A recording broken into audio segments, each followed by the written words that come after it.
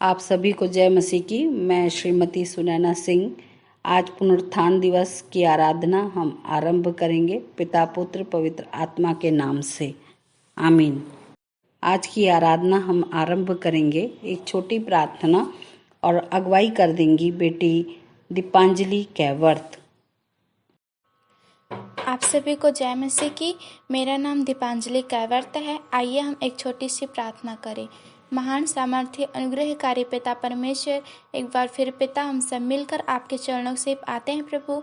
हम धन्यवाद देते हैं प्रभु कि आपने प्रभु जी हम सबको पिता इस दिन भर के हर एक पिता परमेश्वर आज के इस दिन को हमें दिखलाया और पिता परमेश्वर हमें सुरक्षित संभाले रखा। इसके लिए प्रभु जी हम आपको धन्यवाद देते हैं पिता।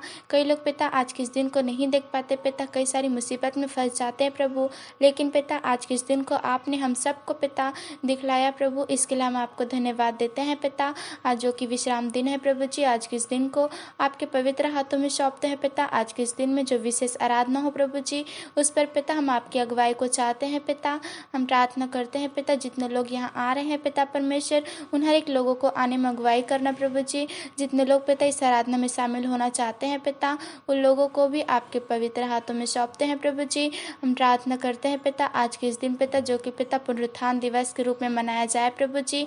हम प्रार्थना करते हैं पिता आज के इस दिन को सिर्फ आपके हवाले सौंपते हैं प्रभु जी। आज के इस दिन में जो भी पिता यहाँ हो प्रभु, आराधना आपकी ओर से आपकी अगुवाई से होने पाए प्रभु जी, ऐसे हम आपसे खास विनती चाहते हैं पिता।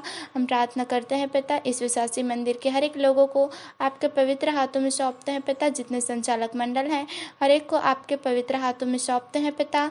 हम प्रार्थना करते हैं पिता जितने नए आत्मा आए प्रभु जी, उन हर एक लोगों को भी आपके पवित्र हाथों में सौंपते हैं प्रभु जी। और यहाँ जितने उपस्थित हैं पिता, हर एक को आपके पवित्र हाथों में सौंपते हैं पिता।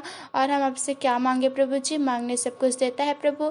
आज की इस विशेष आराधना को आगे हर एक विशेष आराधना को सिर्फ आपके दाहिने हाथों में सौंपते हुए छोटी सी विनती उद्धार करता प्रभु यीशु मसीह के मधुर और मीठे नाम से मांगते हैं, आमीन। ये परमेश्वर की महिमा में हम गीत गा लेंगे। स्तुति के गीत से 185 नंबर का गीत, वो जीवित वो जीवित वो जीवित है सदा। आइए प्रभु की महिमा में एक कोरस गा लेंगे, वो जीवित वो जीवित वो जीवित है सदा। स्तुति के गीत से 185 नंबर का गीत, इसको अंग्रेजी में भी हम गाएंगे।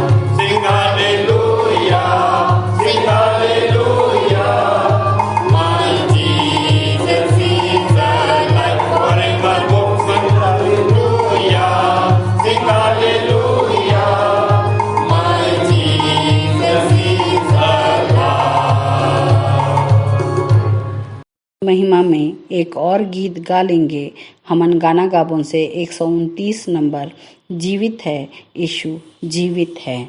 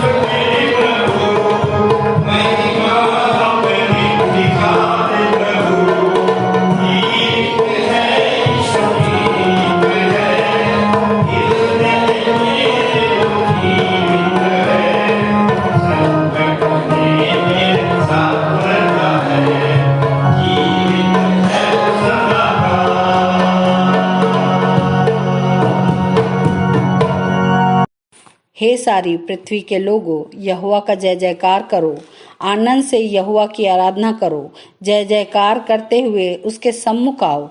जान लो कि यहोवा ही परमेश्वर है और उसने हमको बनाया और हम उसी के हैं। हम उसी की प्रजा और उसी की चरागाह की भेड़ें हैं। उसके फाटकों में धन्यवाद और उसके आंगनों में स्तुति करते हुए प्रवेश करो। उसे धन्यवाद दो और उसके नाम को धन्य कहो, क्योंकि यहोवा भला है, उसकी करुणा सदा की है और उसकी सच्चाई पीढ़ी से पीढ़ी तक बनी रहती है। आइए इसी इच्छा के साथ परमेश्वर के आराधना में हम सम्मिलित होंगे। मुख्य आराधना आरंभ करने से पहले एक हम गीत परमेश्वर की महिमा में गा लेंगे। स्तुति के गीत से 62 नंबर, जय प्रभु यीशु जय अधिक राजा। आइए हम प्रभु की महिमा में गीत गा लेंगे। स्तुति की पुस्तक से 62 नंबर, जय प्रभु यीशु जय अधिराजा, जय प्रभु जय जयकारी।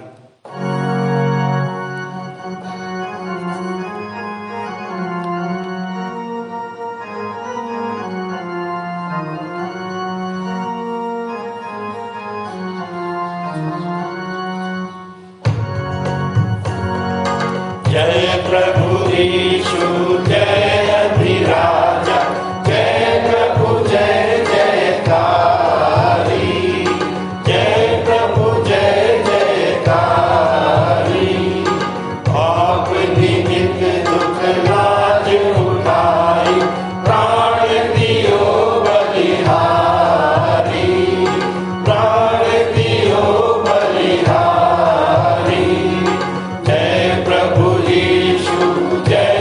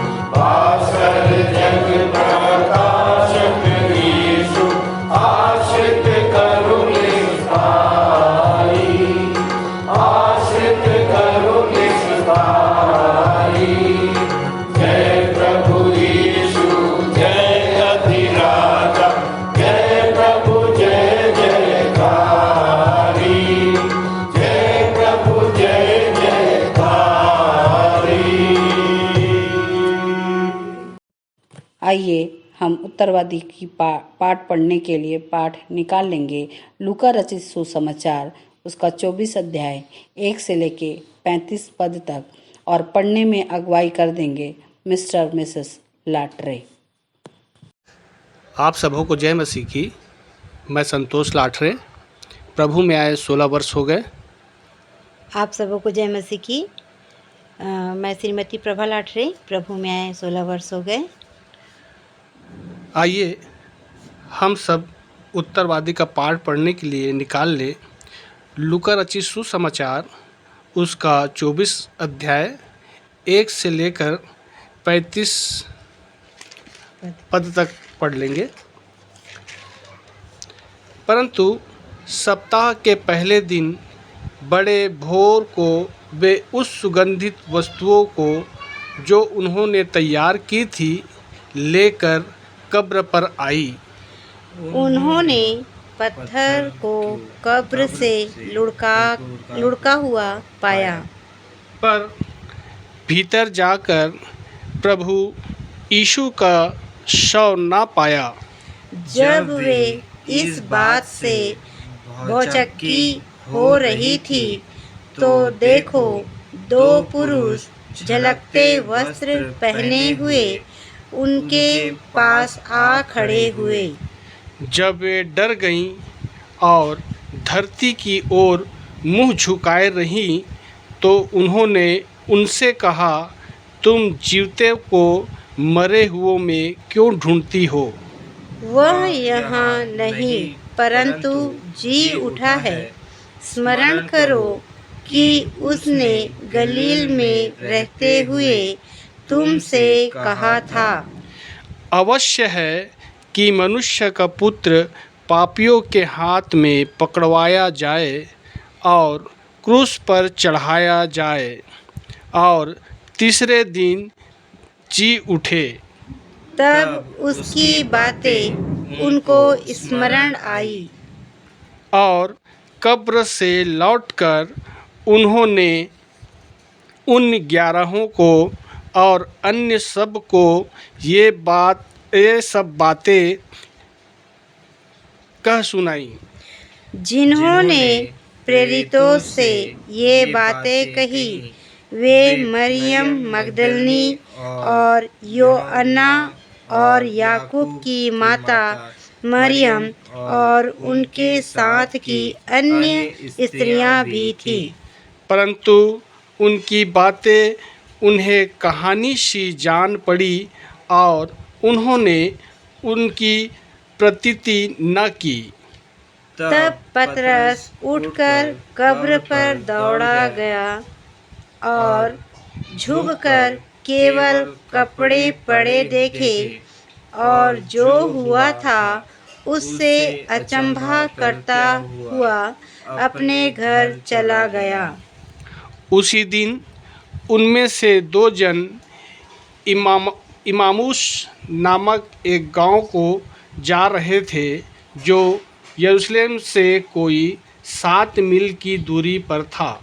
वे इन सब बातों पर जो हुई थी आपस में बातचीत करते जा रहे थे। और जब वे आपस में बातचीत और पूछताछ कर रहे थे, तो यीशु आप पास आकर उनके साथ हो लिया। परंतु उनकी आंखें ऐसी बंद कर दी गई थी कि उसे पहचान ना सके। उसने उनसे पूछा, ये क्या बातें हैं जो तुम चलते चलते आपस में कहते हो? वे उदास से खड़े रह गए। यह सुनकर उनमें से क्लियोपास नामक एक व्यक्ति ने कहा, क्या तू यरूशलेम में अकेला परदेसी है, जो नहीं जानता कि इन दिनों में उसमें क्या क्या हुआ है? उसने उनसे पूछा, कौन सी बातें? उन्होंने उससे कहा, यीशु नासरी के विषय में, जो परमेश्वर और सब लोगों के निकट काम और वचन में सामर्थी भविष्यवक्ता था। और प्रधान याजकों और हमारे सरदारों ने उसे पकड़वा दिया कि उस पर मृत्यु की आज्ञा दी जाए और उसे क्रूस पर चढ़वाया। परंतु हमें आशा थी कि यही इज़राइल को छुटकारा देगा। इन सब बातों के सिवाय इस घटना को कुल हुए तीसरे दिन है। और हम में से कई स्त्रियों ने भी हमें आश्चर्य में डाल दिया है, जो भोर को कब्र पर गई थी। और जब उसका शव न पाया तो यह कहती हुई आई कि हमने स्वर्गदूतों का दर्शन पाया, जिन्होंने कहा कि वह जीवित है।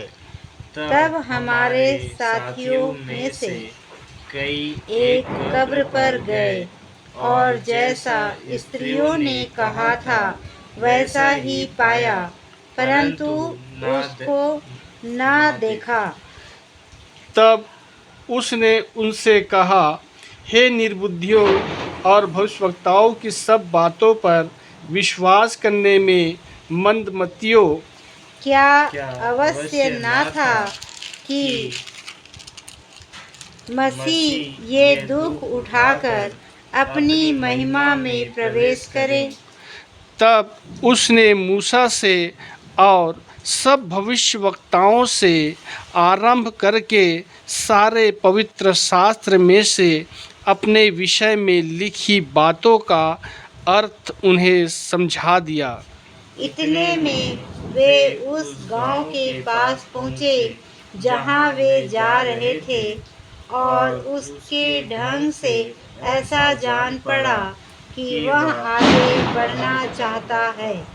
परंतु उन्होंने यह कहकर उसे रोका, हमारे साथ रह, क्योंकि संध्या हो चली है और दिन अब बहुत ढल गया है। तब वह उसके साथ रहने के लिए भीतर गया। जब वह उनके साथ भोजन करने बैठा तो उसने रोटी लेकर धन्यवाद किया और उसे तोड़कर उनको देने लगा। तब उनकी आंखें खुल गई और उन्होंने उसे पहचान लिया और वह उनकी आंखों से छिप गया। उन्होंने आपस में कहा, जब वह मार्ग में हमसे बातें करता था और पवित्र शास्त्र का अर्थ हमें समझाता था, तो क्या हमारे मन में उत्तेजना न उत्पन्न हुई? वे उसी घड़ी उठकर यरूशलेम को लौट गए। उन 11 और उनके साथियों को इकट्ठे पाया। वे कहते थे, प्रभु सचमुच जी उठा है और शमौन को दिखाई दिया है। अंतिम वचन हम सब एक साथ पढ़ लेंगे।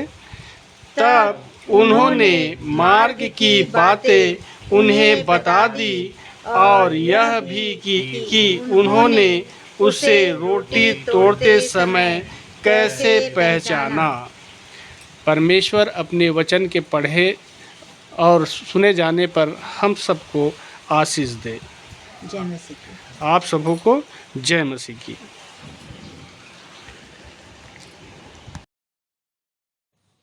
आइए हम विश्वास वचन बोलें।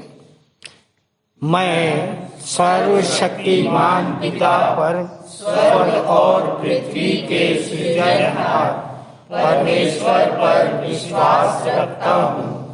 मैं उसके एकलौते पुत्र हमारे प्रभु यीशु मसीह पर, जो पवित्र आत्मा के सामर्थ के द्वारा कुमारी मरियम से जन्मा, जिसने पोंतियुस पिलातुस के राज्य में दुख उठाया, जो क्रूस पर टांगा गया और मारा गया, जो गाड़ा गया और अदृश्य लोक में पहुंचा, और तीसरे दिन मृतकों में से फिर जी उठा, जो स्वर्ग पर चला गया और सर्वशक्तिमान पिता परमेश्वर के दाहिने हाथ विराजमान है और जीवितों और मृतकों का न्याय करने फिर आने वाला है।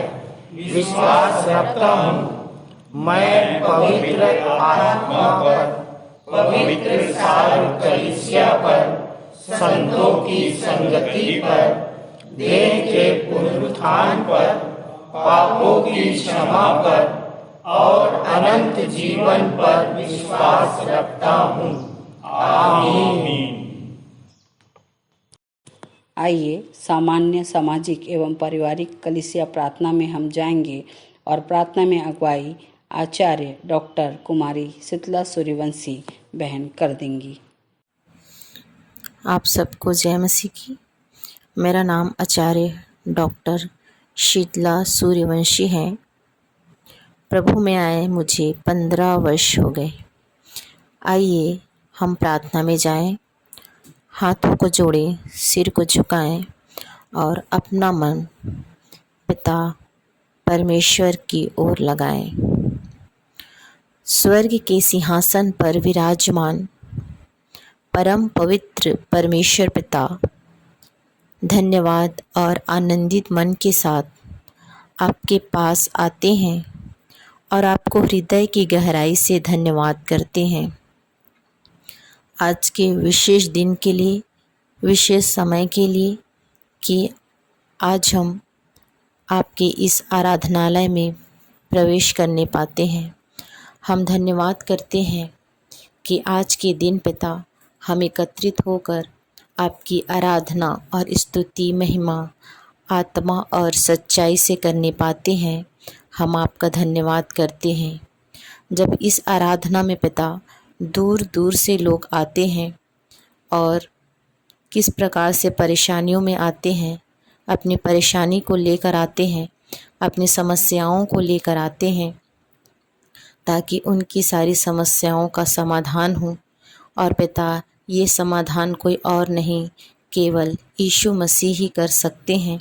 इसके लिए हम आपका धन्यवाद करते हैं। पिता परमेश्वर प्रभु जी, जितने लोग भी आते हैं उनके आने जाने में सहायता और मदद करता है। और प्रभु जी जो रास्ते में हैं वो भी सुरक्षित आने वाले हो सके। पिता परमेश्वर, हम आपका धन्यवाद करते हैं कि आपने हमें सप्ताह भर संभाल कर रखा। हर प्रकार के दुर्घटना से, हर प्रकार के मायाजाल से, हर प्रकार के प्रलोभन से, हर प्रकार के शैतानी शक्तियों से तो बचा कर रखा, माया जाल से बचा कर रखा। पिता हम आपका धन्यवाद करते हैं।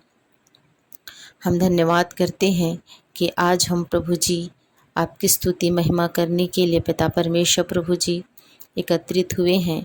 आप हमारी सहायता और मदद करिएगा। पिता परमेश्वर प्रभु जी, हम प्रार्थना विनती करते हैं अपने देश के अगुओं के लिए, राजनीतिक अगुओं के लिए, राष्ट्रपति के लिए, प्रधानमंत्री के लिए, मंत्रिमंडल के लिए। जब पिता परमेश्वर प्रभु जी वो हमारे देश को पिता परमेश्वर प्रभु जी चलाने के लिए आपने उन्हें नियुक्त किया है, तो होने दीजिए परमेश्वर पिता कि आपके डर भय में पिता परमेश्वर प्रभु जी हमारे देश का, हमारे राज्य का संचालन करने वाले हो सके। ऐसे आप उन्हें बुद्धि और समझ की आत्मा देना पिता परमेश्वर प्रभु जी। इन समयों में पिता परमेश्वर बहुत सारे विरोध होते हैं, परंतु सब विरोध के बावजूद पिता आप हमें शांति प्रदान करते हैं। हम आपका धन्यवाद करते हैं। होने दीजिए पिता परमेश्वर प्रभु जी हमारे देश में अमन और शांति बनी रही। पिता परमेश्वर प्रभु जी, हम प्रार्थना विनती करते हैं पिता परमेश्वर प्रभु जी, मंदिर के संचालक, संचालिकाएं, आचार्य, सहायक आचार्य और सब पिता परमेश्वर प्रभु जी लोगों के लिए जो तन मन और धन से आपके आराधना स्तुति करते हैं, पिता परमेश्वर प्रभु जी उन सबों के संग और साथ होइए। पिता परमेश्वर प्रभु जी, हम विशेष आज धन्यवाद करते हैं पिता कि किस प्रकार से आपने हमारे लिए एक अद्भुत योजना के तहत प्रभु जी अपने प्रिय इकलौते बेटे को हमारे कारण बलिदान कर दिया, ताकि अब से कोई भी बलिदान बाकी न रहे और उस अंधकार के युग को समाप्त करके आपने पिता परमेश्वर प्रभु जी इस दिन को दिखलाया है।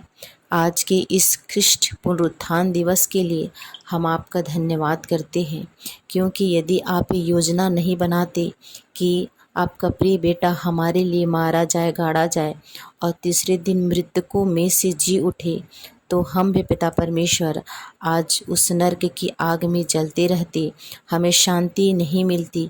परंतु हम आपका धन्यवाद करते हैं कि आपने अपने इकलौते बेटे को दिया ताकि वो मौत को हराकर तीसरे दिन जी उठे। और वो आज पिता परमेश्वर वही संदेश किस प्रकार से मरियम मगदलिनी और चेलों को मिला कि कहा स्वर्गदूतों ने कि तुम जीवितों को मरे हुए में क्यों ढूंढती हो। पिता, कल तक हम भी नहीं जानते थे कि वो जीवता परमेश्वर, वो जीवता यीशु मसीह आज हमारे ही अंदर रहते हैं। कल तक हम भी वैसे ही मरे हुओं में ढूंढ रहे थे, परंतु प्रभु जी हमको आपके स्वर्ग दूतों के द्वारा जानकारी मिली, आपके लोगों के द्वारा, आपके प्रिय लोगों के द्वारा जानकारी मिली। हमको पता चला कि वो आज हमारे ही अंदर रहते हैं और हमारे अंदर यीशु मसीह जी उठा है। प्रभु जी, हम धन्यवाद करते हैं उन लोगों के लिए जिन्होंने हमें सुसंदेश सुनाया, हमारे जीवन में एक अद्भुत ज्योति को प्रवेश दिलाया। उन लोगों के लिए हम आपका धन्यवाद करते हैं। पिता परमेश्वर प्रभु जी, हम धन्यवाद करते हैं कि किस प्रकार से हमारे भी उस दिमाग में पत्थर पड़ा हुआ था, परंतु आपके स्वर्गदूतों ने, आपके लोगों ने हमारे मन से उस पत्थर को लुढ़काया, ताकि हम भी सच्चाई को जान सके कि यीशु मसीह मृतकों में से जी उठे हैं और वो हमारे अंदर काम करते हैं। पिता परमेश्वर प्रभु जी, हम इसके लिए आपका धन्यवाद करते हैं। पिता परमेश्वर प्रभु जी, हम प्रार्थना विनती करते हैं। पिता परमेश्वर प्रभु जी, आज के दिन में जब संदेश दिया जाता है, वचन पढ़ा जाता है, पिता तो सब में सहायता और मदद करिए ताकि आपकी अगुवाई से पिता परमेश्वर संदेश दे, ताकि हमारे वो दिलो दिमाग में बैठने पाए और 100 गुना फल लाने वाले हो सके। पिता परमेश्वर, आज का भेंट का दिया जाना सब कुछ आपको ग्रहण योग्य हो सके। और पिता, जितने भी लोग यहाँ पे आए हैं, आपके सामने आपके नतमस्तक हैं, उन सबों पिता आप बहुतायत की आशीष दीजिए, ताकि पिता परमेश्वर वो और आशीषित होकर पिता परमेश्वर यहाँ से जाने वाले हो सके और आपके नाम की स्तुति महिमा करने वाले हो सके। हर एक जन को आपके सर्व सामर्थी और अनुग्रह भरे हाथों में सौंपते हैं और अपने जीवन का समर्पण आपके हाथों में करते हुए विनती प्रभु यीशु मसीह के धन्य और मीठे नाम में होकर मांगते हैं, आमीन। ये समय है, अब हम संदेश सुन लेंगे अपने सह संचालक श्री आशीष जलाल जी से, जिनका विषय है ख्रिस्ट पुनरुत्थान दिवस पर। खुदावन प्रभु यीशु मसीह के मधुर मीठे जलाली नाम में आप सबको जय मसीह की। मैं आशीष जलाल विश्वासी की कलीसिया बिलासपुर से ख्रिस्ट पुनरुत्थान दिवस की ढेरों शुभकामनाएं। यीशु मसीह जी उठा है, हाँ वो निश्चय जी उठा है।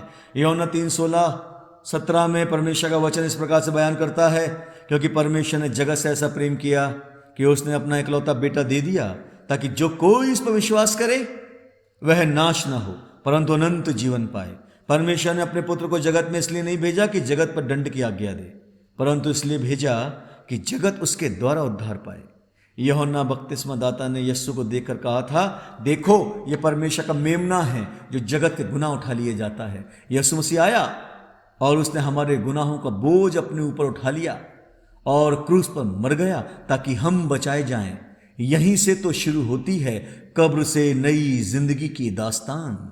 यीशु मसीह को मौत के बाद कब्र में रख दिया गया और तीसरे दिन अद्भुत आश्चर्यजनक घटना घटती है। मत्ती 28:1-7 में सबत के दिन के बाद सप्ताह के पहले दिन पांव फटते ही मरियम मगदलिनी और दूसरी मरियम कब्र को देखने आई, और देखो एक बड़ा भूकंप हुआ, क्योंकि प्रभु का एक दूत स्वर्ग से उतरा और पास आकर उसने पत्थर को लुढ़का दिया और उस पर बैठ गया। उसका रूप बिजली का सा और उसका वस्त्र पाले के समान उज्जवल था। उसके भय से पहरुए कांप उठे और मृतक समान हो गए। स्वर्गदूत ने स्त्रियों से कहा, मत डरो, मैं जानता हूं कि तुम यीशु को जो क्रूस पर चढ़ाया गया था ढूंढती हो। वह वहां नहीं है, परंतु अपने वचन के अनुसार जी उठा है। खुदा उनके लोगों, आज क्रिस्ट पुनरुत्थान दिवस पर स्वर्गदूत आपसे मुझसे भी यही कहना चाहता है, ऐ कब्रों को देखने वालों, मत डरो। यह संबोधन उन सैनिकों के लिए नहीं था जिन्होंने यीशु को मारा था, क्योंकि वो यीशु को ढूंढ नहीं रहे थे। खुदा ढूंढने वालों से कहता है, ऐ कब्र को देखने वालों, मत डरो। यीशु मसीह की मौत के बाद सन्नाटा छा गया था। चेलों को लगा कि अब सब कुछ खत्म हो गया है। यीशु जिंदा था, सब कुछ ठीक था, वो तो मर गया, अब हमारा क्या होगा। सैनिकों के भय के कारण उनकी जिंदगी अस्त व्यस्त हो गई थी। चेले वापस अपनी पुरानी जिंदगी में लौट गए थे। डर के कारण अपने आप को घरों के अंदर कैद कर लिया था। खुदावन के लोगों, कई दफा हम भी इन चेलों, इन स्त्रियों के समान बन जाते हैं। खुदावन यीशु मसीह पर विश्वास करने के बाद जैसे ही दुख मुसीबतें हमारी जिंदगी में आती हैं, हम परमेश्वर के वचन की आवाज़ को सुनना बंद कर देते हैं। अविश्वास की आत्मा हमको अपने कब्जे में ले लेती है। मरकुस 16:1 के समान, जहां परमेश्वर का वचन बयान करता है, जब सबत का दिन बीत गया तो मरियम मगदलिनी और याकूब की माता मरियम और सलोमी ने सुगंधित वस्तुएं मोल ली कि आकर मले यीशु मसीह की लाश पर। इन बेटियों को लगा कि यीशु जिंदा नहीं होगा।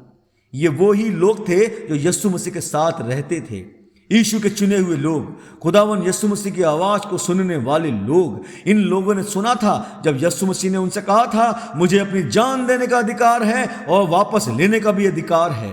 फिर आपने कहा था, ढा दो इस मंदिर को, मैं 3 दिन में खड़ा कर दूंगा।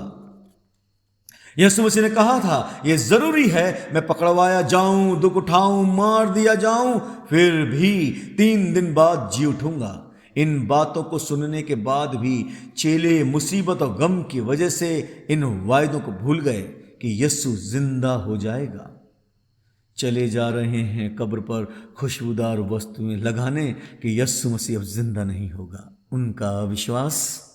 खुदावन के लोगों, कई दफा हम विश्वास में आने के बाद भी खुश नहीं रहते, समस्याओं से समझौते करते हैं, परमेश्वर के वचन को सुनते तो हैं लेकिन यकीन नहीं करते, उसके वचनों को, उसके वायदों को भूल जाते हैं। भजन संहिता 139 17-18 में राजा दाऊद कहते हैं, मेरे लिए तो हे परमेश्वर तेरे विचार क्या ही बहुमूल्य हैं, उनकी संख्या का जोर कैसा बड़ा है, यदि मैं उनको गिनता तो वे बालू के किनकों से भी अधिक ठहरते। जब मैं जाग उठता हूं तब भी तेरे संग रहता हूं। ओ खुदावन के लोगों, जैसे ही चिंता, दुख, मुसीबतें हमारे जीवनों पर आती हैं, हम परमेश्वर के प्यारे प्यारे वचनों पर अविश्वास करते हैं। अविश्वास के चलते गलत दिशा की ओर देखने लगते हैं। मरियम दुखी होकर कब्र की ओर देख रही थी। अविश्वास, यीशु जिंदा नहीं होगा, और यीशु जिंदा होकर मरियम की पीठ के पीछे खड़े हैं और मरियम कब्र को देखे जा रही हैं। हमारे साथ भी ऐसा ही होता है। जब हम अपने प्रिय अजीजों को खोते हैं, दिल दुख से भर जाते हैं। दुख की कब्र पत्थर लगी हुई, बाहर आना नहीं चाहते। नकारात्मक विचारों की कब्र में पड़े रहते हैं। समस्याओं, चिंताओं की कब्र पर खड़े रहते हैं। मरियम मगदलिनी के समान, जहां जीवन में कोई आशा नहीं, जीवन में कोई विश्वास नहीं, खालीपन, उम्मीद खत्म। हम सिर्फ खुदा को ढूंढते ढूंढते ढूंढते ढूंढते ही रहते हैं, लेकिन हमारी मुलाकात खुदा से हो नहीं पाती। ओ खुदा उनके लोगों, दुख, चिंता, समस्याओं की कब्र पर खड़े हुए लोगों, आज क्रिस्ट पुनरुत्थान दिवस पर स्वर्गदूत तुमसे भी कहता है, मत डरो, मैं जानता हूं कि तुम यीशु को जो क्रूस पर चढ़ाया गया था ढूंढते हो। वह यहां नहीं है, परंतु अपने वचन के अनुसार जी उठा है। वो जिंदा है, उसका कलाम जिंदा है, वह वायदा करके मुकरता नहीं। उसने अपने आप को कैफा को दिखाया, 500 से ज्यादा लोगों को दिखाया। यूहन्ना यस्सु की गवाही के कारण पतमुस टापू पर उम्र कैद की सजा पा रहा था। उसने जिंदा तेजस्वी देह वाले मसीह को देखा और बताया। तब मैंने उसे, जो मुझसे बोल रहा था, देखने के लिए अपना मुंह फेरा और पीछे घूमकर मैंने सोने की 7 दीवटें देखी और उन दीवटों के बीच में मनुष्य के पुत्र के समान एक पुरुष को देखा, जो पांव तक का वस्त्र पहने और छाती पर सोने का पटुका बांधे हुए था। उसके सिर और बाल श्वेत ऊन वरन पाले के समान उज्जवल थे। उसकी आंखें आग की ज्वाला के समान थीं। उसके पांव पीतल के समान थे, जो मानो भट्टी में तपाया गया हो। उसका शब्द बहुत जल के शब्द के समान था। वह अपने दाहिने हाथ में 7 तारे लिए हुए था और उसके मुख से तेज दुधारी तलवार निकलती थी। उसका मुंह ऐसा प्रज्वलित था जैसा सूर्य कड़ी धूप के समय चमकता है। जब मैंने उसे देखा तो उसके पैरों पे मुर्दा सा गिर पड़ा। उसने मुझ पर अपना दाहिना हाथ रखकर कहा, मत डर, मैं प्रथम, मैं अंतिम, मैं जीवता हूं। मैं मर गया था, अब देख मैं युगानुयुग जीवता हूं। मृत्यु और अधोलोक की कुंजियां मेरे ही पास हैं और अब मैं आ गया हूं तुमको बचाने। मैं आ गया हूं तुमको मसीहा बनाने, तुमको जिंदा करने, ताकि तुम जिंदा हो, दूसरों को भी जिंदा करो, खुद बचो और दूसरों को भी बचाओ। क्योंकि खुदा के कलाम में लिखा है, परंतु जितनों ने उसे ग्रहण किया, उसने उन्हें परमेश्वर की संतान होने का अधिकार दिया, अर्थात उन्हें जो उसके नाम पर, उसके वचनों पर, उसके वायदों पर विश्वास रखते हैं। वे ना तो लहू से, ना शरीर की इच्छा से, ना मनुष्यों की इच्छा से, परंतु परमेश्वर से उत्पन्न हुए, ताकि परमेश्वर के लिए फल लाएं।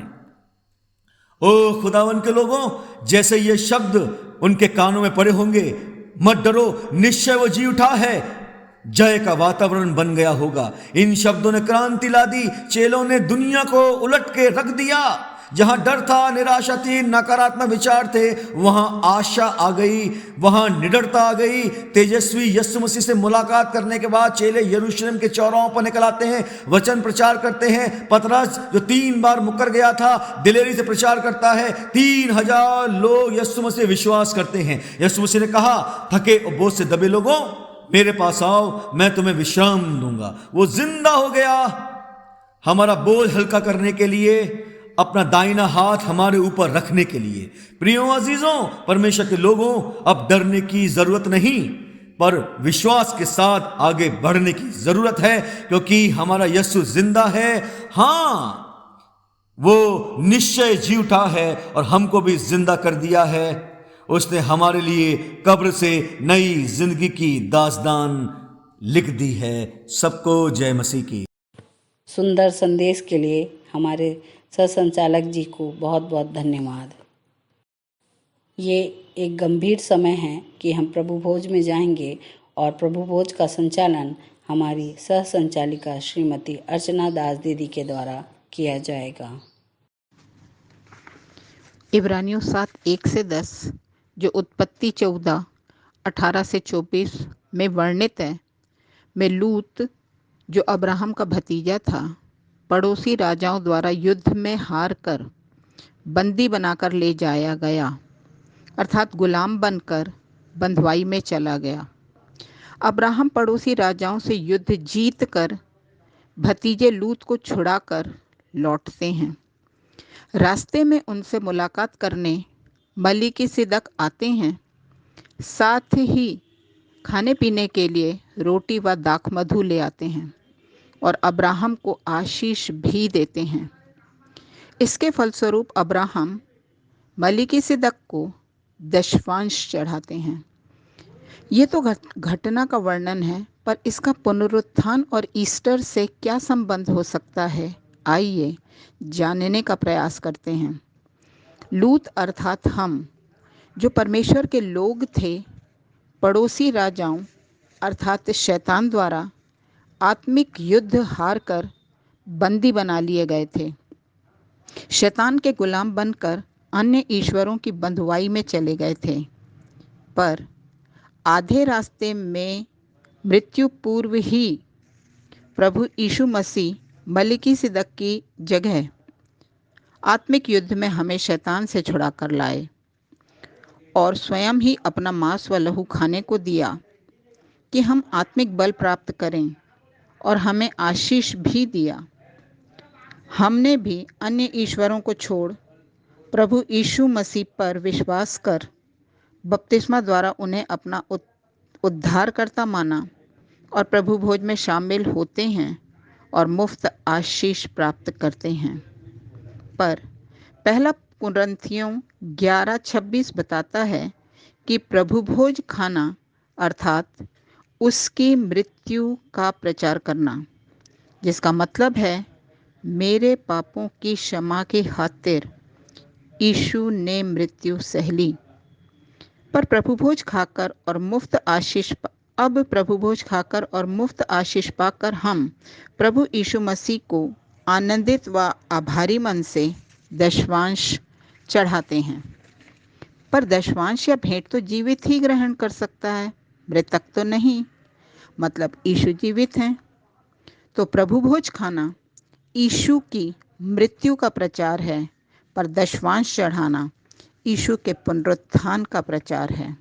अर्थात यीशु जिंदा है, निश्चय वो जिंदा है, और यदि आपके अंदर जिंदा है तो शैतान आपसे शर्मिंदा है। जिसने की थी आदम से दगाबाजी, हार चुका है अपनी बाजी। इसलिए पुनरुत्थान दिवस बड़े आनंद से मनाएं और आप सबको ईस्टर संडे की शुभकामनाएं। प्रभु आपको आशीष दें। आमीन। प्रभु भोज पर सुंदर संदेश एवं उनका संचालन करने के लिए दीदी को बहुत बहुत धन्यवाद। अब समय है कि हम अपनी भेंटों के द्वारा और धन्यवादी भेंटों के द्वारा परमेश्वर की महिमा कर लेंगे। इस समय हम गीत गा लेंगे। स्तुति के गीत से 63 नंबर गाओ गाओ जय के गीत गाओ, और हमारे लिए भेंट के लिए प्रार्थना में अगुवाई कर देंगे आचार्य श्री अनिल भोरे जी। आइए हम प्रभु की महिमा में एक और गीत गा लेंगे। स्तुति के गीत से 63 नंबर गाओ गाओ जय के गीत गाओ। 63 नंबर।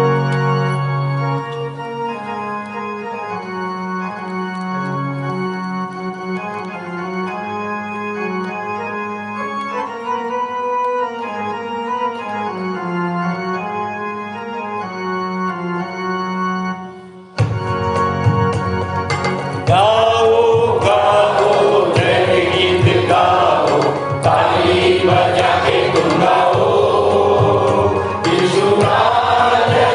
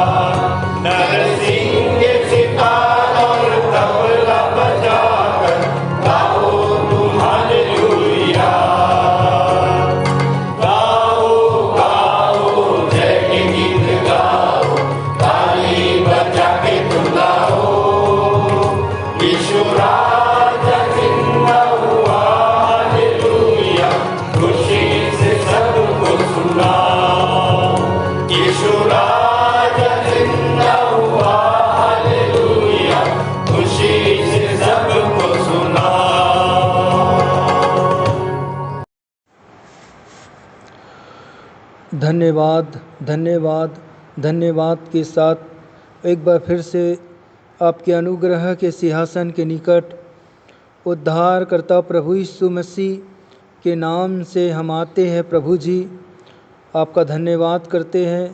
सप्ताह भर आपने हमें बचाया, संभाला, सुरक्षित रखा। सप्ताह भर की आशीषों के लिए धन्यवाद करते हैं प्रभु। अनेक उपकारों के लिए हम आपका धन्यवाद करते हैं पिता। सप्ताह भर जो भी आपने आशीषें दी प्रभु, उसमें से कुछ अंश भेंट स्वरूप हम आपके चरणों में रखते हैं प्रभु। अपनी दया अनुग्रह से हमारी भेंटों को ग्रहण कीजिए प्रभु जी। और पिता परमेश्वर, होने देना कि हम इससे बढ़कर अपने शरीरों को जीवित, पवित्र और परमेश्वर पिता आपको भावता हुआ बलिदान करके चढ़ाने वाले बने। प्रभु, हमें मौद्रिक मानसिकता का ना बना, पर निर्बलता में सामर्थ्य की सिद्धि प्राप्त करने वाले बने। पिता परमेश्वर, ये जो भेंटें चढ़ाई जाती है प्रभु, आपके राज्य की महिमा की बढ़ती में खर्च की जा सके। और प्रभु जी, हम प्रार्थना करते हैं जितनों ने जो कुछ चढ़ाया है प्रभु, उनके घर परिवार, बाल बच्चों में, काम धंधों पे, आय के स्रोत, योजनाओं में बहुतायत की आशीष देना प्रभु जी। पिता परमेश्वर, जिन्होंने अपने कमी घटी में से दिया और जिन्होंने विशेष भेंटें चढ़ाई है प्रभु, और जिन्होंने प्रभु जी अपने जो कुछ खुशी और खेत खलियान से जो कुछ चढ़ाया है प्रभु जी, वो सारी भेंटें आपको ग्रहण योग्य हो और उनके जीवन में यह अवसर आने पाए, ताकि वो और भी बढ़ चढ़कर आपके राज की महिमा की बढ़ती में आपके निकट लाने वाले बने प्रभु जी। पिता परमेश्वर, सब बातों के लिए हम आपका धन्यवाद करते हैं, आदर महिमा आपको देते हैं प्रभु।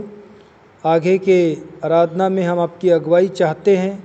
धन्यवाद के साथ उद्धारकर्ता प्रभु यीशु मसीह के नाम से दुआ को मांगते हैं, आमीन। आइए अब हम सूचना सुन लेंगे अपने मुख्य आचार्य श्री R.K. सोनवानी जी से। मैं मुख्य आचार्य R.K. सोनवानी आप सभी को जय मसीह की। आप लोगों को सूचना से अवगत करा दूं, हमारी रविवारी आराधना ऑनलाइन और ऑफलाइन दोनों चलती है। समय का विशेष ध्यान दें, प्रातः 10 बजे से दोपहर 12:30 बजे तक।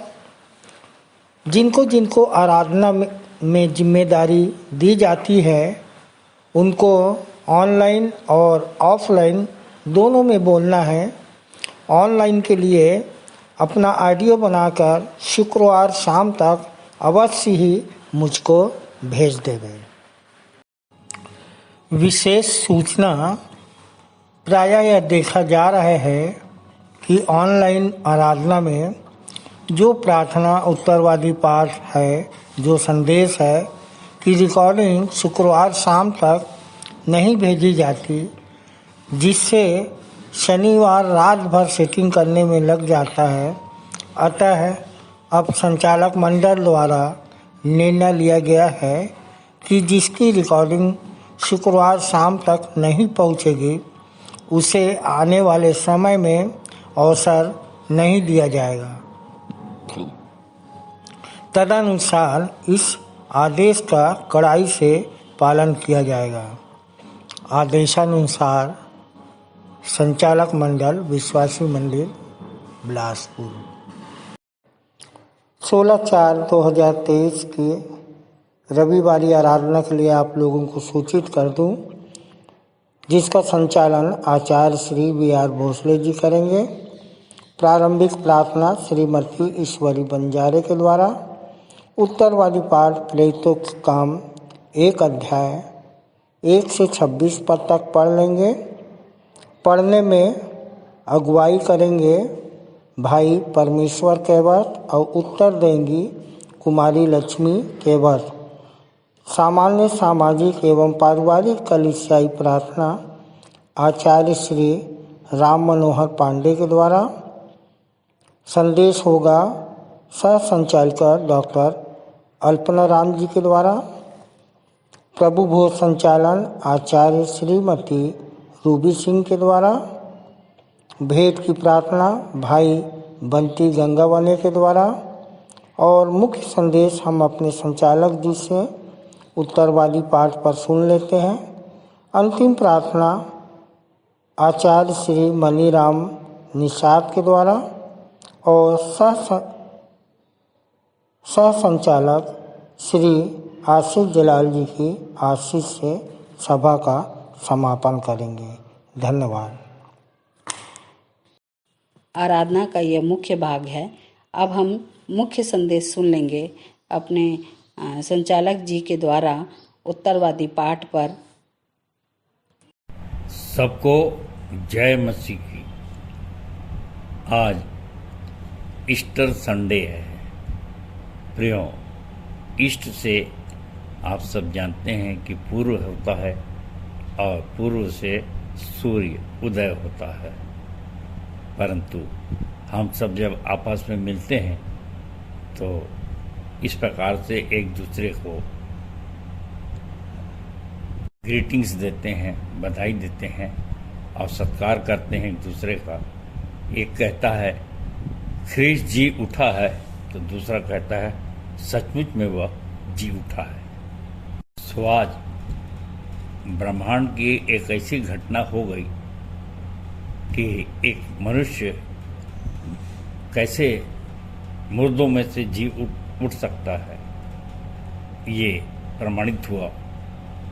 और इसलिए काफ़ी ये विवादित विषय था और है और आगे भी रहेगा।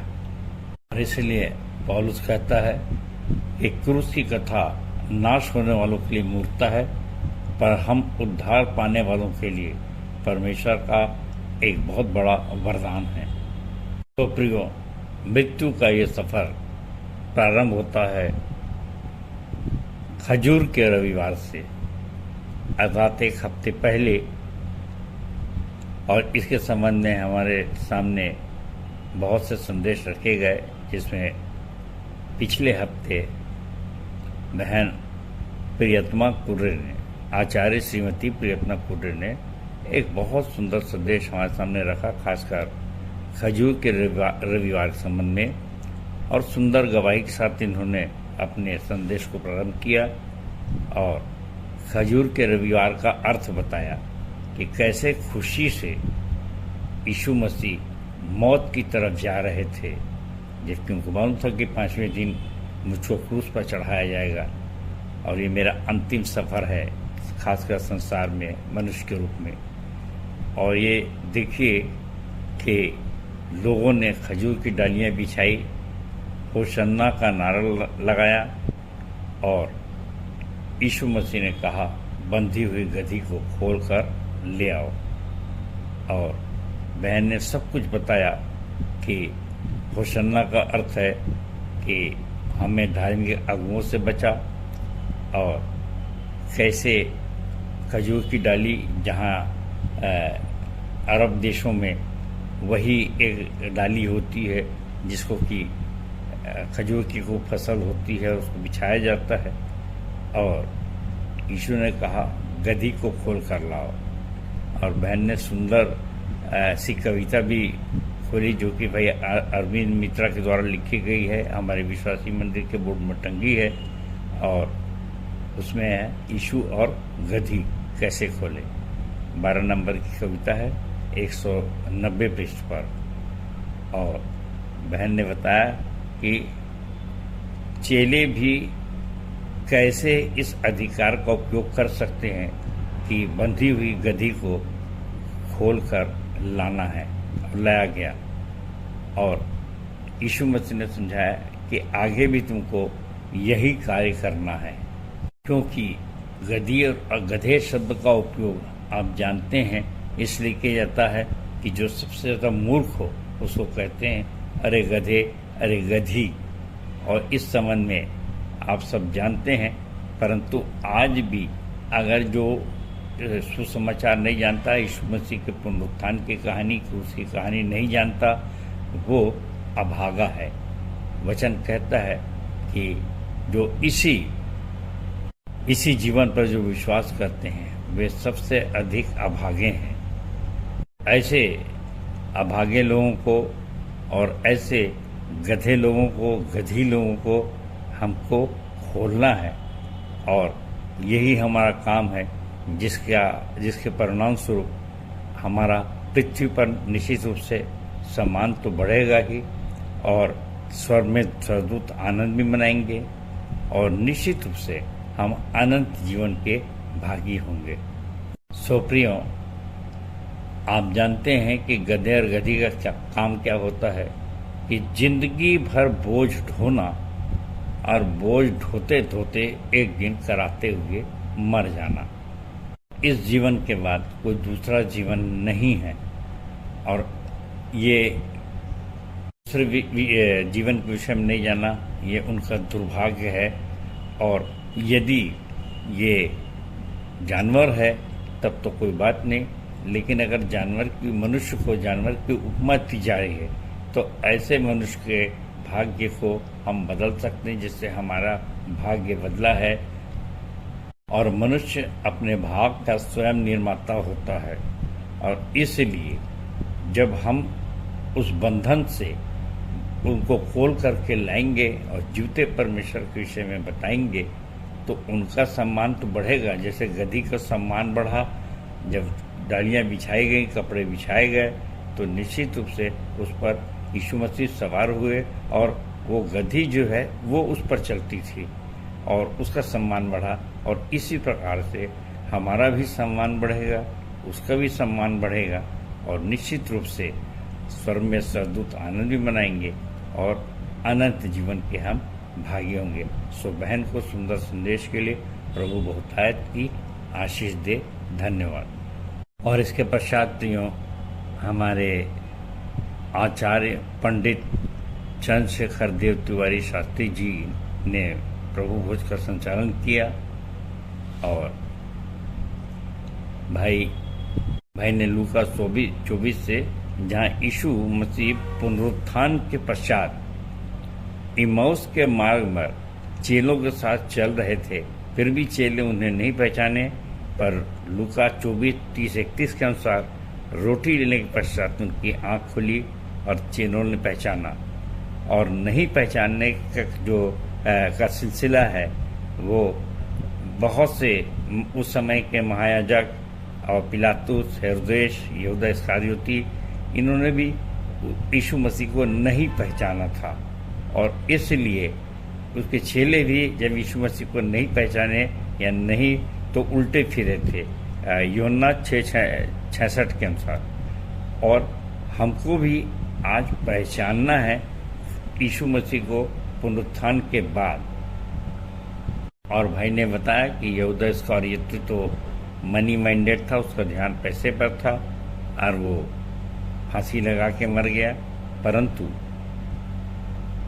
डाकू ने पहचान लिया, दूसरा डाकू पहचान लिया और उसको अनंत जीवन मिल गया, स्वर्ग में वह चला गया। क्यों कुछ बातें कठिन होती हैं और हमारे आचार्य भाई ने बताया कि गणित एक कठिन विषय है, परंतु एक बार अगर सीख लें तो 100% अंक प्राप्त होते हैं और मगर आर्ट्स में ऐसा नहीं होता। इस प्रकार आज मसीहा को पहचानना है और अगर हम पहचान गए तो 100% हमको मार्क्स मिल जाते हैं और हम सफल हो जाते हैं, पास हो जाते हैं। क्योंकि पहला कुरिन्थियों 11:29 पद में बहुत स्पष्ट लिखा है, क्योंकि जो खाते पीते समय प्रभु की देह को न पहचाने वह इस खाने और पीने से अपने ऊपर दंड लाता है। तो प्रियो, यूहन्ना 3:11-12 के अनुसार जब आज रोटी ले रहे हैं तो आज ही उसे अभी पहचानना है। और हमारे विश्वासी मंदिर में मसीहा का काम करने वाले हैं, भाई ने बताया। सो आप तुरंत सुनिश्चित हो लीजिए, नहीं तो दंड के भागी होंगे। तो आचार्य जी को बहुत बहुत बहुत बहुत धन्यवाद। जैसा आपने बताया कि जो पृथ्वी पर मसीहा को नहीं पहचानेंगे तो फिर आसमानी मसीहा को कैसे पहचानेंगे। सो भाई ने खुलकर खूब अच्छा संदेश दिया। परमेश्वर आपको बहुतायत की आशीष दे। धन्यवाद। प्रियो, इसके पश्चात मेरा संदेश था जो पिछले सप्ताह लूका 19:28 से 48 पर, और जिसमें से मुख्य रूप से मैंने 40 पद पर आपका ध्यान केंद्रित किया था, जहाँ लिखाया है 39 और 40 पढ़ रहा हूँ लूका 19 का।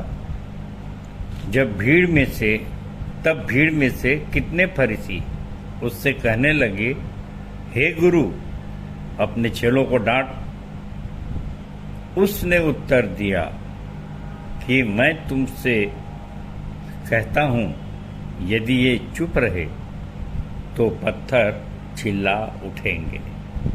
सो प्रियो, पत्थर कैसे चिल्ला उठेंगे? हमने बहुत पहले देखा था, ये हिजकियेल 36:26 में लिखाया है कि मैं तुमको मांस का हृदय दूंगा, क्षमा करें, मैं तुमको नया मन दूंगा और तुम्हारे भीतर नई आत्मा उत्पन्न करूंगा और तुम्हारे देह में से पत्थर का हृदय निकालकर तुमको मांस का हृदय दूंगा। अभी यहेजकेल इस सर्जरी को, इस ऑपरेशन को जानता था, और देखिए अब वो सर्जरी करने वाला परमेश्वर स्वयं पृथ्वी पर है और उसने ये सर्जरी कर दिया, और आज मेरे और आपके ऊपर ये सर्जरी हो गई है, और इसीलिए हम चिल्ला चिल्ला करके परमेश्वर की गवाही दे रहे हैं। तो हमारे पास विश्वासी मंदिर में बहुत से प्रमाण हैं, आपको दिखे प्रमाण हैं, और उसमें से एक प्रमाण मैंने बताया, भाई अखिलेश आर्या कैसे वो पागल थे और कैसे वो ठीक हुए, और फिर उनने कैसी कविता लिखा, और आज भी अब तो स्वर्गीय हो गए हैं, परंतु आज भी ऐसे बहुत से लोग हैं जो परमेश्वर के वचन को सुनते हैं। और जैसा हम अक्सर कहते हैं 1 कुरिन्थियों 4:20, परमेश्वर का राज बातों में नहीं सामर्थ में है, और प्रेरितों का काम 4:20, ऐसा हो नहीं सकता और हमसे ऐसा हो नहीं सकता जो कुछ हमने देखा है, सुना है, उसे न कहें। सारा समाज इस बात की गवाही देता है कि वास्तव में विश्वासी मंदिर के लोग, विश्वासी मंडली के लोग पत्थर थे, और आज उनको देखो जैसे वो गवाही देते हैं तो पत्थर चिल्ला रहे हैं। और जहाँ तक चिल्लाने की बात है तो मैं स्मरण करता हूँ हमारे भाई सर्वेश श्रीवास्तव के लिए कि जब वो बोलते हैं तभी हम लोगों को इतनी लाउड आवाज़ में बोलते हैं, इतनी तेज़ आवाज़ में बोलते हैं कि हम लोग को दूर जाना पड़ता है। अगर वो चिल्लाने लगे तो मेरे ख्याल से क्या होगा। सो आप सोच सकते हैं कि मुझको तो साइलेंसर लगाना पड़ेगा कुछ। सो मेरे पियो, ये मैंने आपको प्रैक्टिकल बात बताया कि कितने उत्साह से, कितने जोर से, कितने उमंग से आज वो चिल्ला चिल्ला के झूठे परमेश्वर की गवाही दे रहे हैं और कहते हैं, जैसे अब हम जिस त्यौहार को मनाते हैं, ईस्टर का त्यौहार, और उसके संबंध में वो कहते हैं, ख्रीस्त जी उठा है, सचमुच वह जी उठा है, सचमुच वह जी उठा है, सचमुच वह जी उठा है। अब वो आज मेरे अंदर चलता फिरता है। सो परमेश्वर का धन्यवाद हो, सुंदर ज्ञान बुद्धि समझ शक्ति के लिए उसने ऐसे संदेश दिया और ऐसे काम करने की प्रेरणा दिया कि आज चिल्लाने वाले पत्थर हमारे साथ बहुत मात्रा में, प्रचुर मात्रा में उपलब्ध हैं। तो आइए अब आज के उत्तरवादी पाठ की ओर चलें। ख्रीष्ट पुनरुत्थान दिवस, लूका 24:1 से 35। सो आप सबको ख्रीष्ट पुनरुत्थान दिवस की बहुत बहुत ढेर सारी बधाइयाँ। प्रियो, संसार में जब इस त्यौहार को हम मनाते हैं विशेष करके, तो बहुत से लोग कहते हैं, ग्रीटिंग देते हैं, एक दूसरे को बधाइयाँ देते हैं और कहते हैं happy Easter, happy Easter, happy Easter. परंतु हम लोग को बचपन में सिखाया गया है एक गवाही के रूप में कि एक कहे ख्रीस्त जी उठा है तो दूसरा जोर से कहता वो सचमुच में जी उठा है। सो आपस में इस प्रकार से हम एक दूसरे को बधाइयाँ दें तो एक गवाही भी होती है। और जैसा अपन ने देखा कि अगर ख्रीस्त का पुनरुत्थान नहीं हुआ तो हमारा और आप सबका विश्वास करना व्यर्थ है। और वचन कहता है कि हम भी नाश हुए और हमारे हम जिसको बता रहे हैं वो भी नाश हो जाएगा। सो कोई मतलब नहीं है। और ये त्यौहार इसलिए भी आज के समय में बहुत बहुत बहुत बहुत महत्वपूर्ण है कि इसकी भूमिका भी मैं आपको बता दूं। क्योंकि संसार में आप देख रहे हैं कि लोगों को मारने पे भरोसा है।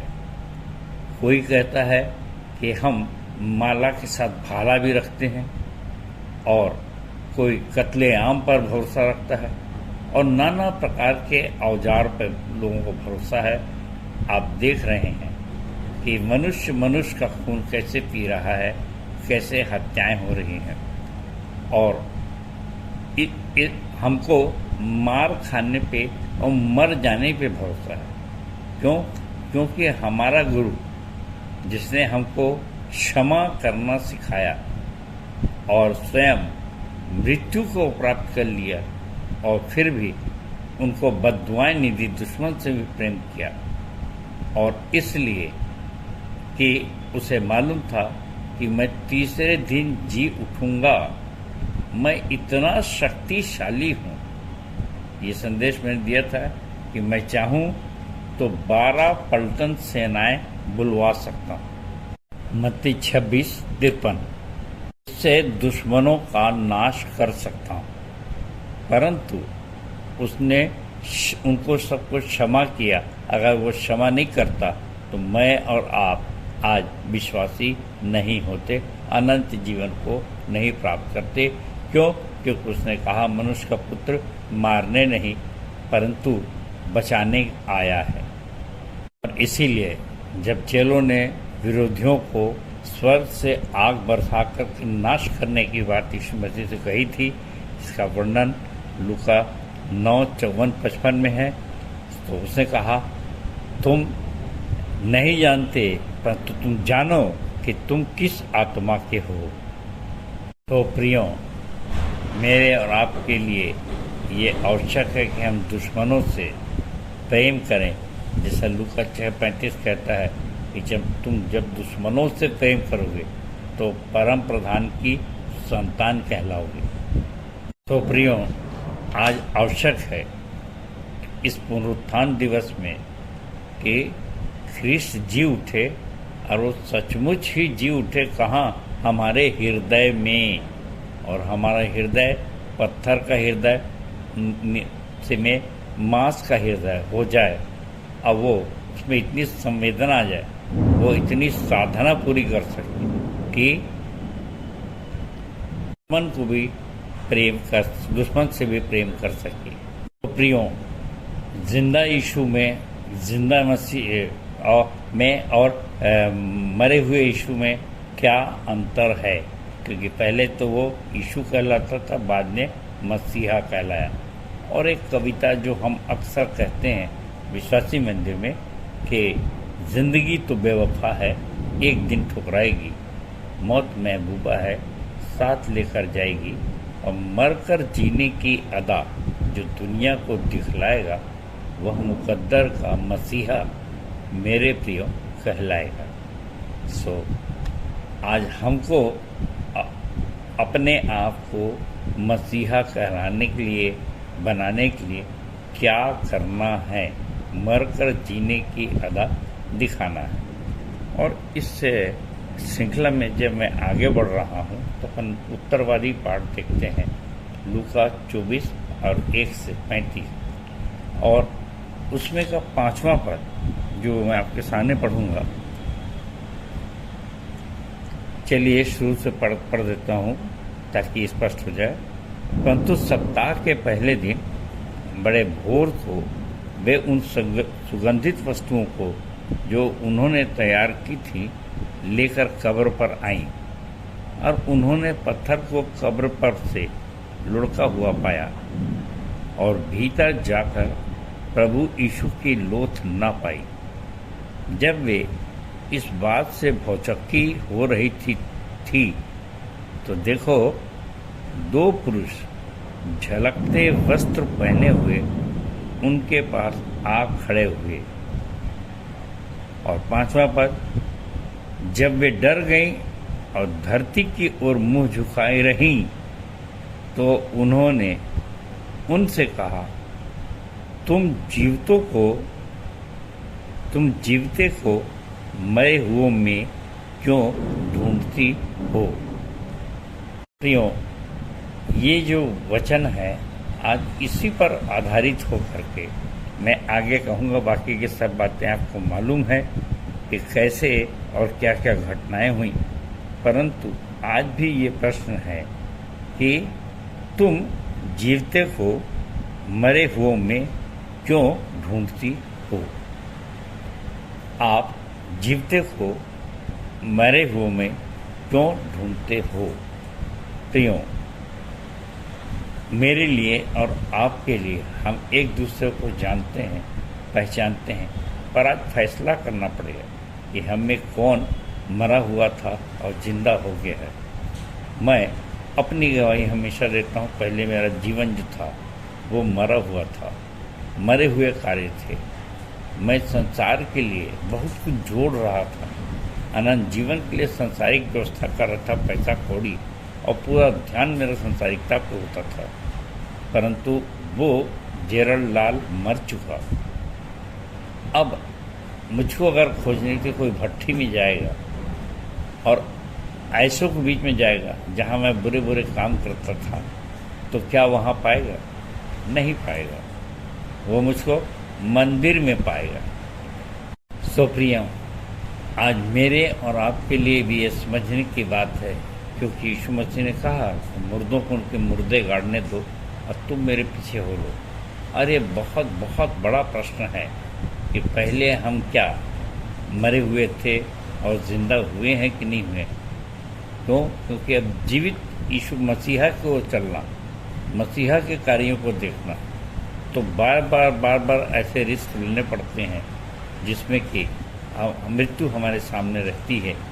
और आपने देखा, सो प्रियो, जबकि मैं रिकॉर्डिंग कर रहा हूँ, अचानक बादल आए। शनिवार का आज दिन है, शुक्रवार का दिन है, शुभ शुक्रवार का, और रात्रि के लगभग 8:45 बजे हुए हैं। और मैं देख रहा हूँ कि बादल की गर्जन बार बार आती है और इससे रिकॉर्डिंग में कुछ व्यवधान भी हो रहा है। सो आप समझ सकते हैं वातावरण क्या है। तो जब यीशु मसीह ने प्राण त्यागे थे तो कुछ ऐसा ही वातावरण बना था। बिजली गोल हो गई, अंधेरा है और भूंडोल होने लग गया, और वैसी कुछ स्थिति मुझको अभी महसूस हो रही है। बादल इतने ज़ोर से गरज रहे हैं। इसलिए मैं जिंदा होने के विश्वासियों के विषय में कुछ बताना चाहूँगा कि पहला तो ये है कि हम कैसे विश्वासी हैं। हो सकता है हम नामधारी विश्वासी हों, हो सकता है हम सामाजिक विश्वासी हों, एक स्तर है, और हो सकता है कि हम इंटेलेक्चुअल की बाइबल का ज्ञान अच्छा रखते हैं और वहाँ तक सीमित हैं। परंतु यदि हम संक्रामक विश्वासी हैं तो देखिए कैसे जिंदा और मुर्दा ये फर्क करने का मैं प्रयास कर रहा हूँ कि उसके लिए कुछ प्रमाण हैं। तो पहली चीज़, पहला प्रश्न है, आप कैसे विश्वास करते हैं, आप कैसे विश्वासी हैं। तो उसके लिए उत्तर है कि इसलिए कि यीशु मुझ में चलता फिरता है। 2 कुरिन्थियों 6:16, जैसा उसने कहा, मैं तुम्हें बसूंगा, चलूँगा, फिरूँगा। तो मुझ में इसलिए बसता चलता फिरता है क्योंकि मैं मनुष्य का पुत्र हूँ। बंदर का वंशज नहीं हूँ। साइंस के अनुसार, डार्विन के विज्ञान के अनुसार ये सब है कि वो बंदर के वंशज हैं, तो वो उनमें नहीं बसेगा, चलेगा फिरेगा। और इसलिए ये अद्भुत है और जिसे सिर्फ आत्मिक व्यक्ति ही जांच सकता है। पहला कुरिन्थियों 2:14-15, शारीरिक व्यक्ति नहीं। तो प्रियो, दूसरा पॉइंट है कि आपके जिंदा होने का प्रमाण, आपके पास क्या प्रमाण है। सो मेरे प्रियो, लिखाया है अपने आप को जांचो और परखो कि तुम में मसीह का मन है कि नहीं, नहीं तो तुम निकम्मे हो। दूसरा कुरिन्थियों 13:5। और प्रियो, निरंतर अगर हम में चलता फिरता है, हम अपने आप को जांच रहे हैं, तो बार बार डॉक्टर को दिखाते हैं। अगर कोई तकलीफ़ होती है, शुगर बढ़ जाता है, ब्लड प्रेशर बढ़ जाता है, तो जांच करके बताता है कि भाई आप ठीक हो रहे हैं या स्थिति बिगड़ रही है। सो हमारे पास भी बड़े सीधे सीधे रास्ते हैं। दूसरा कुरिन्थियों 3:18 के अनुसार, मैं अंश अंश करके बदलता चला जा रहा हूँ और किसी उसी तेजस्वी स्वरूप में बदलता चला जा रहा हूँ। और यदि आपके में यदि वो तेजस्वी स्वरूप नहीं आ रहा है, तो फिर बॉडी और डेड हो गई है, ख़त्म हो गई है। ये भी आप जानते हैं। जो पौधा नहीं बढ़ता, आप जानते हैं पौधा ख़त्म हो चुका है। तो प्रियो, तीसरा तर्क है कि क्या वह आज तक जिंदा है। यदि जिंदा है मसीहा, तो कहाँ है। अक्सर बोलते हैं यीशु जी उठा है, तो है कहाँ भाई, कैसे बताएंगे। सो ये इसके लिए आप देखिए, मैं आपके सामने पढ़ा पहला यूहन्ना 4:17, और इसे सुनिश्चित करना है कि वो हम में सिद्ध हुआ कि नहीं। पहला यूहन्ना 4:17, इसी से प्रेम हम में सिद्ध हुआ कि हमें न्याय के दिन हिया हो, क्योंकि जैसा वह है वैसे ही संसार में हम भी हैं। जैसा वो है वैसे संसार में हम भी हैं। तो हम हर हफ्ते एक प्रार्थना करते हैं, आखिरी में सब कोई मिल करके, और गीत के रूप में, मुझ में यीशु की शोभा दिखाई दे। आप सिर्फ औपचारिकता कर रहे हैं, ये वास्तव में यीशु की शोभा दिखा रहे हैं। ऐसा तो नहीं है कि आपको कोई डांट के कहे, हे यीशु के समान तुम कैसे दिख सकते हो, अपने आप को बड़ा समझते हो, डर के मारे हम कह नहीं नहीं नहीं हम यीशु के समान नहीं है। ऐसा तो नहीं है। कोई कहे फिर गाना क्यों गाते हो, कहते क्यों मुझ में यीशु की शोभा दिखाई दे। नहीं है, अब सब गाते हैं तो हम भी गा लेते हैं, सब बोलते हैं तो हम भी बोल लेते हैं। कहीं हमारा विश्वास ऐसा तो नहीं है। प्रियो, भजन 8:5 में लिखा है कि उसने हमको अपने मनुष्य से थोड़ा सा कम बनाया है। सो यहाँ इस प्रकार से लिखा है भजन 8:5 में, क्योंकि तूने उसको परमेश्वर से थोड़ा ही कम बनाया है और महिमा और प्रताप का मुकुट उसके सिर पर रखा है। प्रियो, स्मरण रखिए कि यीशु ने कहा कि मैं तो जो करता सो करता, मुझसे बड़े बड़े काम तुम करोगे। देखिए आपका और मेरा महत्व कितना बढ़ा दिया गया है। प्रियो, अंत में मैं इतना ही कहना चाहूँगा कि यदि आप निकम्मे नहीं हैं, जैसा पहला कुरिन्थियों 2:13-5 बताया गया, लिखा है, अपने आप को जांच लीजिए। और आप अगर निकम्मे नहीं हैं तो जिंदा दिल से बोलिए कि ख्रिस्त जी उठा है, सचमुच में वो जी उठा है और मेरे अंदर वो चलता फिरता है, और यही उसका प्रमाण है। परंतु सावधान रहिए, कुछ निकम्मे लोग आपको डांट सकते हैं, नहीं आप कैसे मसीहा बन सकते हैं, वो इतना पवित्र और ऐसा वैसा, तो उनसे सावधान रहें। यूहन्ना 3:11-12 के अनुसार, जोश से आप संदेश देते रहिए। हम जो जानते हैं सो कहते हैं और जो देखते हैं उसकी गवाही देते हैं, सो बड़े जोश से कहिए, ख्रीस्त जी उठा है, निश्चित निश्चय वो जी उठा है। धन्यवाद, धन्यवाद और धन्यवाद। जय मसीह की। सुंदर, सारगर्भित और व्यवहारिक वचन के लिए हमारे संचालक जी को बहुत बहुत धन्यवाद।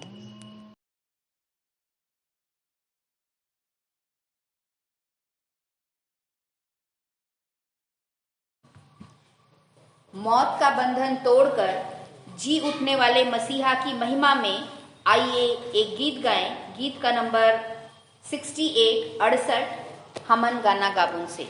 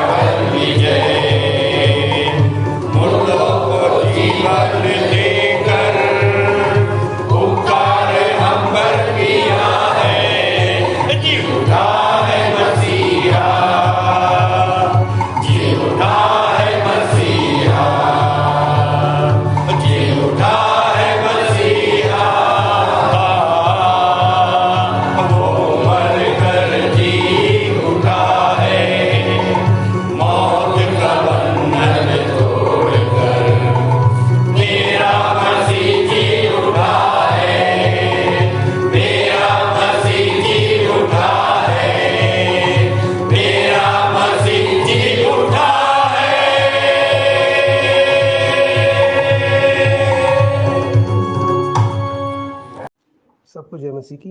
मेरा नाम वीरेंद्र कुमार पटनायक है और प्रभु में लगभग मुझे 25 वर्ष हो चुके हैं। आइए हम सब प्रार्थना करने को जाते हैं, अपनी आंखों को बंद करते हैं और अपने मनों को परमेश्वर की ओर लगाते हैं। धन्यवाद धन्यवाद धन्यवाद धन्यवाद धन्यवाद परमेश्वर पिता, सर्वशक्तिमान, सर्वज्ञानी, सर्वव्यापी, पूरे ब्रह्मांड को बनाने वाले प्रभु जी, एक बार फिर से पिता परमेश्वर, हम आपके प्रिय पुत्र, हमारे उद्धारकर्ता प्रभु यीशु मसीह के नाम से मैं आपके चरणों के नज़दीक में आता हूँ और धन्यवाद करता हूँ पिता परमेश्वर जीवन के उत्तम आशीषों के लिए। धन्यवाद करता हूँ पिता परमेश्वर कि जब हमारा जीवन अंधकार में ही था तो आपने हमसे प्रेम किया, जब हम कमज़ोर ही थे तब आपने हमसे प्रेम किया, जब हमारा जीवन बहुत ज़्यादा ख़राब था तब आपने हमसे प्रेम किया और इस प्रकार से पिता परमेश्वर हमारा जीवन बदला। प्रभु जी, मैं आपसे प्रार्थना और दुआ करता हूँ कि जितनी भी संदेश यहाँ पे सुनाए गए प्रभु जी, जितनी भी बातें यहाँ पे बताई गई प्रभु जी, वो सारी बातें प्रभु जी हम सुन करके केवल भूलने वाले ही नहीं, परंतु अपने जीवन में आत्मसात करने वाले हो सकें और उसी अनुसार से जीवन जीने वाले हो सकें। दुआ और प्रार्थना करते हैं पिता परमेश्वर कि आज पूरे संसार में, इतिहास में कभी ऐसा हुआ नहीं पिता परमेश्वर कि जो व्यक्ति पैदा हुआ है वो मरा और उसके बाद दोबारा जी उठा, परंतु पिता परमेश्वर इस बात को आपने प्रमाण करके दिखाया प्रभु जी कि आप इस पृथ्वी पर रहे भी और मृत्यु भी आपको आई और उसके बाद आपने जी करके तीसरे दिन हमें दिखाया भी पिता परमेश्वर। इन सब बातों के लिए हम आपको धन्यवाद करते हैं पिता परमेश्वर कि आपने इस शैतान के उस मृत्यु के सर को कुचला प्रभु जी और हमारे लिए एक रास्ता को निकाला पिता परमेश्वर कि मरने के बाद भी हम उस जीवन को प्राप्त कर सकते हैं जो आपने हमारे लिए तैयार किए हुए हैं। परमेश्वर पिता, जाने और अनजाने में हमसे जो भी गलतियाँ, पाप या अपराध होती हैं, उन सब बातों के लिए हम आपसे क्षमा और माफ़ी चाहते हैं पिता परमेश्वर, क्योंकि प्रभु जी इस पृथ्वी पर रहते हुए बहुत सारी गलतियां हमसे होती रहती है प्रभु जी, परंतु सारी गलतियों को हम बार बार रिपीट करने वाले हो सके प्रभु जी, और हम आपको बार बार क्रूस पे चढ़ाने वाले ना हो सके पिता परमेश्वर।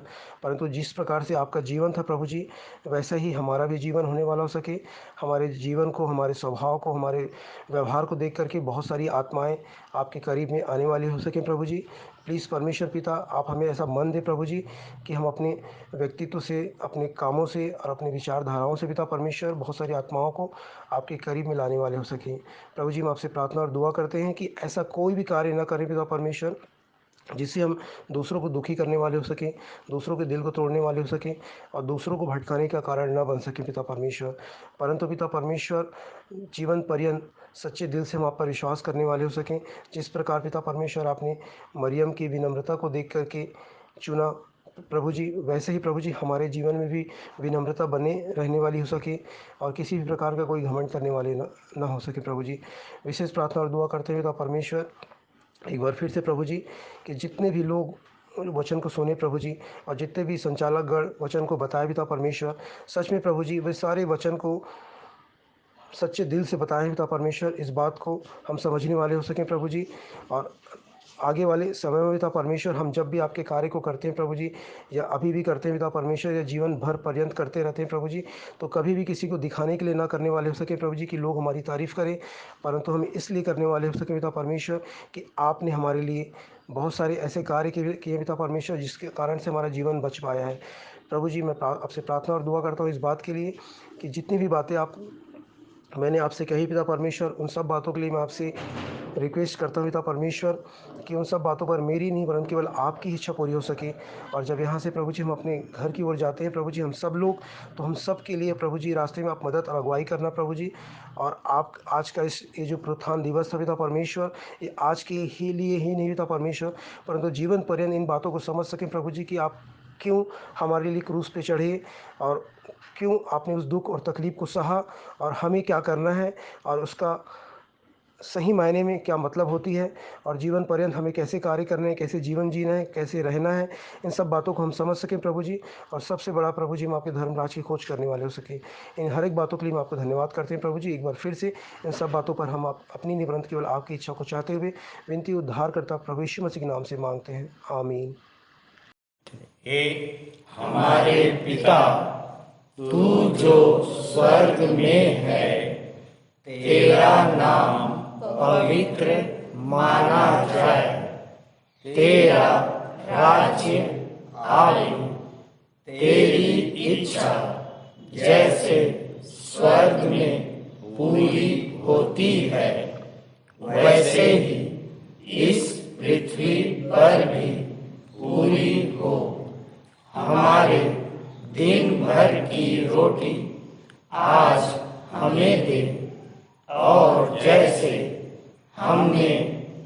अपने अपराधियों को क्षमा किया है, वैसे ही तू भी हमारे अपराधों को क्षमा कर और हमें परीक्षा में ना डाल, परंतु बुराई से बचा, क्योंकि राज्य, पराक्रम और महिमा सदा तेरे ही है।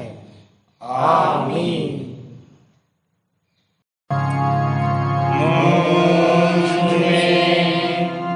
यीशु की शोभा दिखाई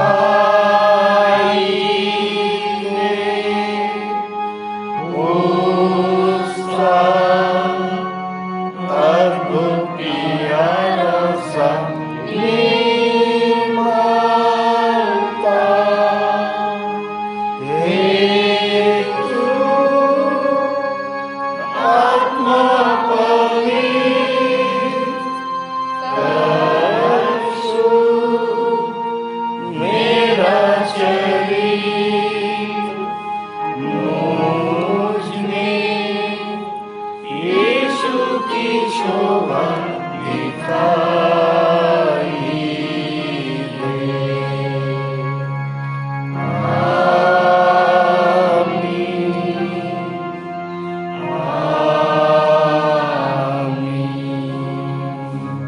आप सबको जय मसीह की। जय मसीह की।